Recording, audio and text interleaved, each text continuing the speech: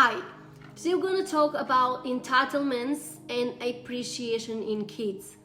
Hi, my name is Juliana from Unity of Consciousness, where we help you to achieve personal and spiritual growth. So today I've picked up a topic which is somewhat delicate, and probably a lot of people who know me would say that, hey, you don't have kids, so you can't possibly teach about the kids. However, as I have told you before, I am a mental health nurse, and what I'm about to say in this video, I have also drawn parallelism and conclusion from other parents on how they deal with their kids. However, this is not per se a video that will teach you and tell you what to do with your kids. I'm just expressing some opinions as a human being that is concerned about how future generations are going to engage in this society and what we can expect from them. So there's a lot to unpack in here, so I'm just gonna have written things down, so I probably will refer to my notes. So if you see me lowering my head, I'm just referring to my notes. As I said, there's a lot to unpack. So the first point I wanted to make sure to bring it to you guys is to teach your kids that you're the parent, or to teach your kids who's the parent and who's the child. That is the most important thing. Do not let your children walk all over you. And I mean no disrespect on that, because sometimes we come from different cultures and the parenting methods is different in different cultures.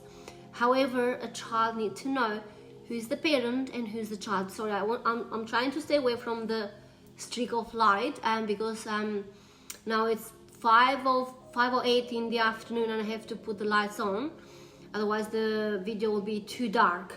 So back to the topic, teach your children who's the parent and who's the child. That is the most important thing. The most important thing into teaching kids, or in any relationship, one needs to know what kind of position they are in the relationship. And in this case, the kids are the kids and you're the parent, period. Now, the second point that I wanted to discuss is setting boundaries and open communication.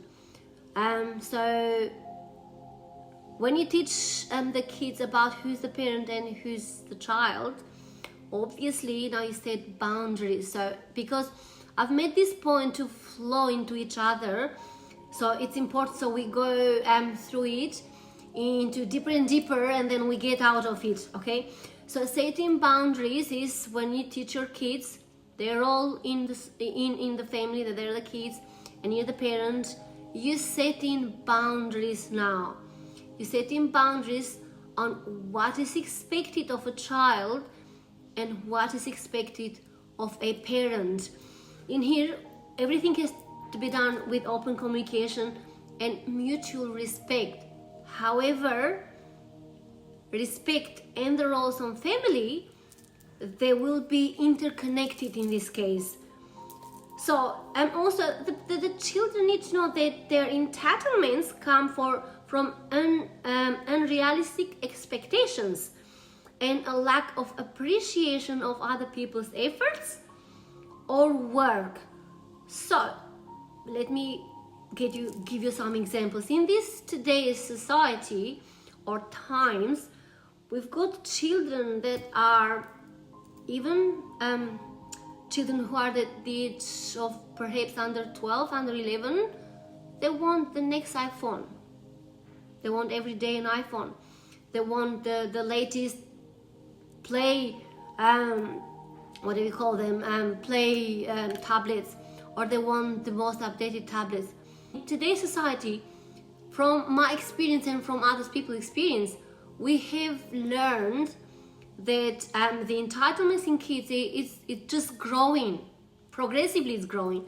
So they just want the next things, And we are having a discussion with one of my friends, and I'm going to connect this quickly to the prices. So why the prices are increased now?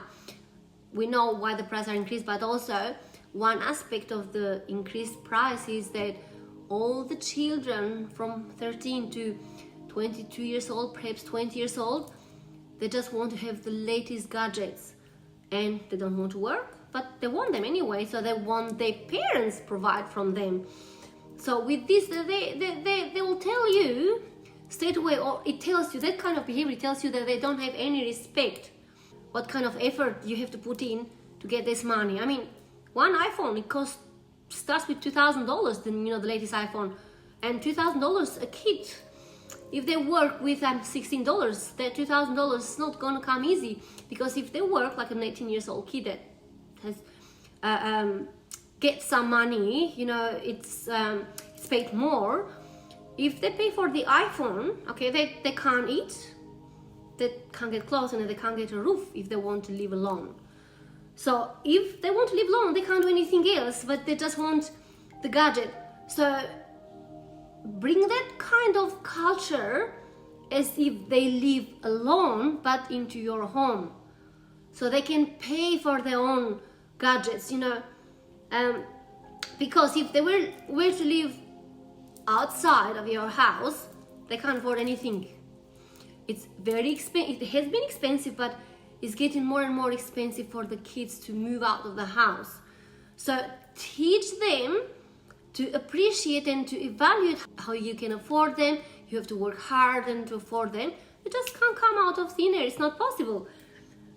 So these are the unrealistic expectations that I was talking about. And also, because they don't know, if they haven't worked a day, they don't know, they don't have an appreciation notion into their behavior. They've got a huge lack of appreciation for other people's works and effort. It's not like they don't know that one has to work, for example, a whole week or 2 weeks to buy the iPhone, or they need a computer, they need some more and more and more gadgets. If they need a new iPhone every year and a new computer every year, this is highly unrealistic expectations. So don't let them to bring that into this kind of family relationship and environment. They have to appreciate things in life. They have to be taught the value of things. How can you teach them the value of things? I mean, it's very difficult, for a parent. It's very, very, very difficult to teach their kids nowadays, because the environment where we grew up and the environment now is very difficult. We had very few things all those time, very little expectations, and we didn't want this and that and the other just like that. We didn't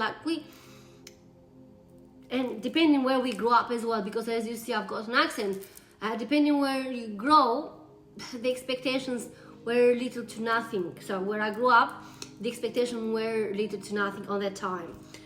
So my third point is, which comes, as I said, flows, is teaching kids empathy and encourage to consider the efforts of acquiring something, and consider the perspective of other people work as well. So by teaching them empathy and to see the perspective of other people, make them to earn money very early in their lives, okay? Tell them to clean their rooms, to make their beds, to clean their wardrobes and everything, to do the garden, to clean the car, and pay them very, very little money. I know many of my friends do this. One of my friends, they used to give her, if I remember correctly, it was 7 or 6 years old daughter. She'll give like a $2 or $3 just to do some things around the house, to do the dusting. Just teach them that nothing comes for free in this life. This is the truth, that they have to know that as well. They can't be growing and not knowing that things can't come out of thin air. For the older kids, then if they want to get things in life, tell them to go and work, to buy tablets, and also if they're grown up, if they're over 17, 18 years old, if they still live with you, they have to pay some money for supposedly the rent, but they have to pay. So they know when they move out, they cannot be surprised to how expensive life is, okay? So they have to pay some money for the rent and some money for the food. Don't make them work that hard that they can't concentrate onto getting other things in life, like to study or to pick a trade, etc., etc. But make them pay some for it, because it will teach them how to value things in life, and it will teach them that life is expensive and they need to work hard to get good things in life. Nobody is gonna give them a rent-free house or accommodation, because people work hard for those things, or they can't go and pick up food in the supermarket without paying for it. And if they don't have you as a backup, they hate to pay themselves. So my other point in here is that for those kids who have moved out of the house and they want to be independent, let them be independent for real. Don't create an expectation that they have moved out of the house, but they still want you to pay for their rent, for their food, or they come to do the washing, or for you as a parent or as a mother to do their washing. They moved out of the house, they're done with you, okay? That will teach them, if they can be independent, if they can afford to be independent, if they come back, I mean, it's up to you. If you want to accept them back, it's fine. You make a choice for that. But if they're independent, teach them what independence means. Don't let them be still dependent on you economically, and also to do house chores and everything, but they still can be called that they're moved out of the house. Don't let that. There's another very important point that I want to mention, is that nowadays the self-entitlement stems from good things that we can afford now, and so many products in life compared to, let's say, 30 years ago or 20 years ago. Now we've got so many gadgets, we've got so many things to afford. Some people can afford, some people can't afford, but there's plenty out there for every pocket, okay? Compared to what it was 20 or 30 years ago. And the point that I want to touch in here, which is very, very important, is that a lot of kids have got peer pressure into buying things. They'll say, for example, Ben will say, oh, but this other my friend has got this gadget, why can't you buy it for me, etc., etc. I know there's a lot of peer pressure, which we again didn't have when I was growing up, because we had very little things when we grew up. However, with the peer pressure, it's difficult to raise a child in that, because everybody has got and your child doesn't have, and you feel kind of sorry. But to deal with peer pressure in this case, remember, you're the parent. You keep your ground, period. Keep your ground, because you're the parent. You can do one thing that it comes into my mind: create Facebook groups with parents, which are the parents of those children, that their peers or their friends, either in the neighborhood or at school, and then put some brakes onto their behavior, into the self-entitlement. I mean, because that's what we're discussing, self-entitlement today. We're not discussing how to teach your kids and everything, but we're discussing self-entitlement because I have seen so much self-entitlement increase nowadays in a lot of ages. But if you teach your kids early on to be more appreciative and more gratitude of the things that they have, probably we're gonna bring up better generations to what we see at the moment. So this was my point of peer pressure. My other point is, I want you, as I said before, to teach your kids who is the parent and who is the child, and you need to stand your ground, okay? When you say, I can't buy this laptop or a new iPhone because maybe you can't afford, or you don't have to buy it, just to show the kid that they shouldn't have a new iPhone every day, or not every day, every year, then you don't buy it. But if you say for 2 days then you're not gonna buy it, and on the third day you go and buy it, just remember that you just taught your kid that your word means nothing to them, because you just bought it anyway. You said no and you just bought it anyway. So stand your ground, parents. Do not let your kids to walk all over you.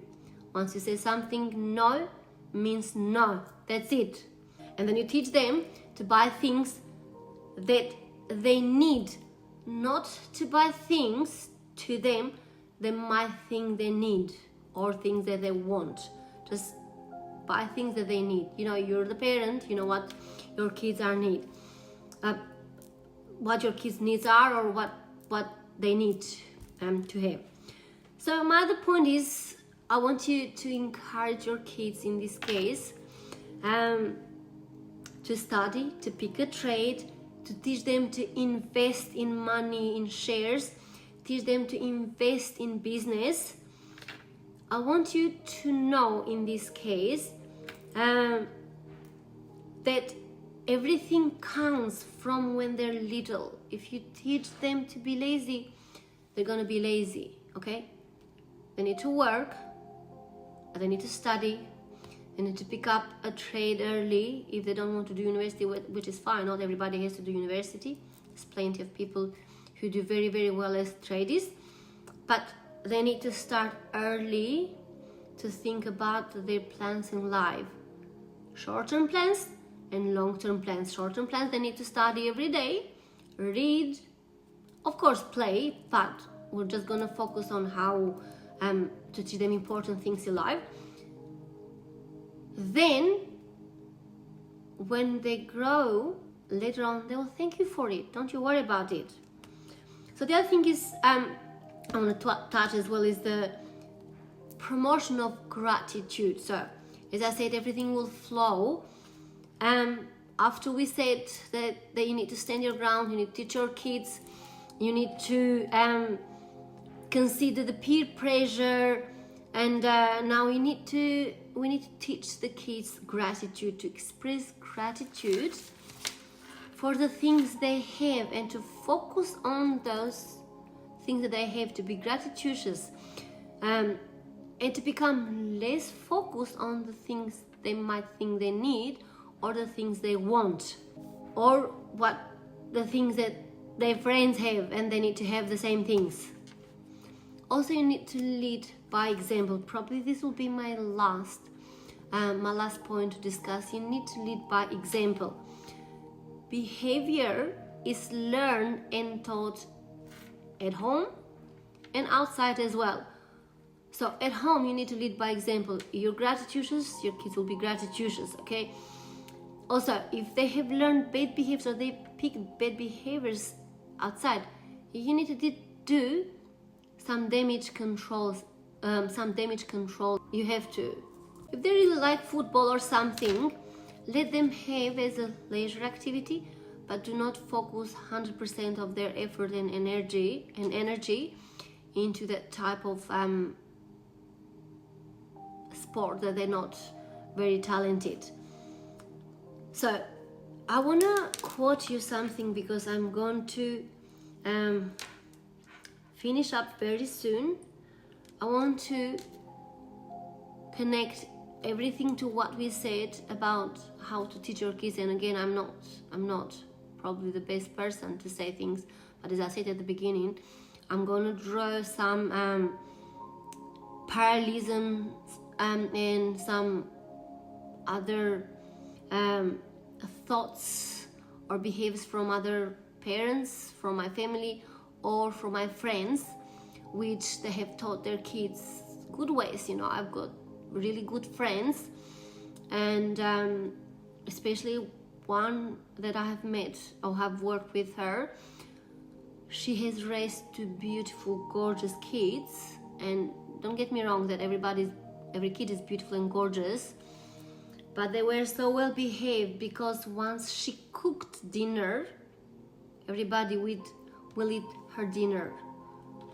the 2 kids will eat her dinner, otherwise she will not cook anything. So if you put something on the table, that's got to be eaten. This topic is a lot to unpack and we can't talk forever about it, but you have to set some ground rules and to stand by it, stand your ground, okay? So I'm gonna read you something really interesting which trespasses to all times, and it says like this, quote, "Tough times create strong men. Strong men create easy times. Easy times create weak men. Weak men then create tough times." So this is how it goes. It's like a circle. So you have to raise, or we have to raise warriors, not parasites. This is from, and quote, is from Sheikh Rashid. At home, kids learn their behavior. You teach them at home. So when you lead by example, by being humble at home, gratuitous, show kindness and respect at home. This is how one parent leads by example, and it will teach children good habits for a lifetime, and they will be very, very appreciative. They will be humble warriors in the future. So today we have spoken about many points, but our main point was entitlements in kids and appreciation. So we said teach your kids who is the parent, setting boundaries, teaching empathy, and encourage to consider the efforts of others, consider the peer pressure, stand your ground, encourage them to invest in their lives, promote gratitude, and the most important thing is lead by example, so then you can teach them for a lifetime. Thank you so much. My name is Juliana from Unity of Consciousness. Stay humble and grow spiritually.